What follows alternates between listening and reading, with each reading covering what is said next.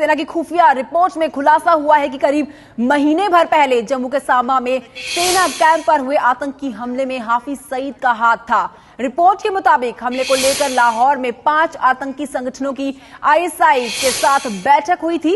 इसमें हाफिज सईद भी मौजूद था। हम आपको बता दें कि पिछले महीने की 26 तारीख को जम्मू के पास कठुआ और सांबा में हुए हमले में 11 लोगों की मौत हो गई थी। एबीपी न्यूज के पास सेना की वो खुफिया रिपोर्ट की कॉपी मौजूद है। बड़ी खबर इस समय की हाफिज सईद का हाथ होने की खबर है। अब ओम प्रकाश तिवारी की तरफ रुख करते हैं, स्टूडियो से हमारे साथ मौजूद है। ओम प्रकाश, क्या कुछ है इस रिपोर्ट में? कंचन, ये जब अटैक हुआ 26 तारीख को, तो उसके बाद डीजीएमआई ने इस मामले की विस्तृत जांच शुरू की और जांच के दौरान डीजीएमआई को ये पुख्ता सबूत मिले। आप देख सकती हैं मेरे हाथ में डीजीएमआई की रिपोर्ट की कॉपी है, जिसमें साफ तौर पर कहा गया है कि 20 सितंबर को पाकिस्तान के लाहौर की एक मस्जिद में 5 आतंकियों समेत आईएसआई के एक ब्रिगेडियर की मीटिंग हुई और उस बैठक में डिसाइड किया गया कि भारत के कश्मीर में बड़े पैमाने पर हमले किए जाएं। इस रिपोर्ट में इस बात का भी खुलासा किया गया है कि जो आईएसआई का तत्कालीन ब्रिगेडियर था, जो वहाँ मौजूद था, उसने इस बात से इनकार किया कि इस समय हमले न किए जाएं, क्योंकि दोनों देशों के प्रधानमंत्री मिल रहे हैं और ऐसे में इसका एक गलत संदेश जाएगा। लेकिन उसी दिन 20 सितंबर की शाम को फिर एक बैठक की इन आतंकवादी संगठनों ने, और उस बैठक में साफ तौर पर इन आतंकवादी संगठनों ने संदेश दिया कि वो पाकिस्तान की हुकूमत को कुछ नहीं मानते।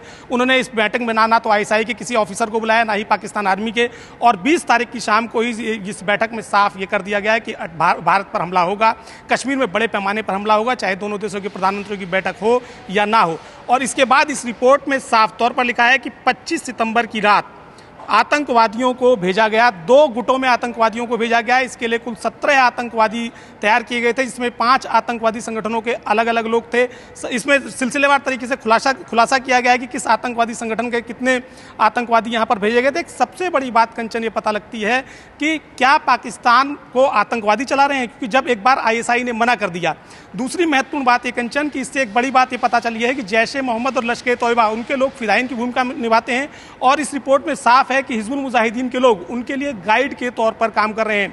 डीजीएमआई ने साफ तौर पर ये रिपोर्ट अपनी भारत सरकार को, रक्षा मंत्रालय को सौंप दी है, जिससे साफ तौर पर खुलासा होता है कि भारत का दुश्मन नंबर 1 हाफिज सईद इस हमले के पीछे था। कंचन जी, तो सोची समझी साजिश के तहत ये हमला किया गया था।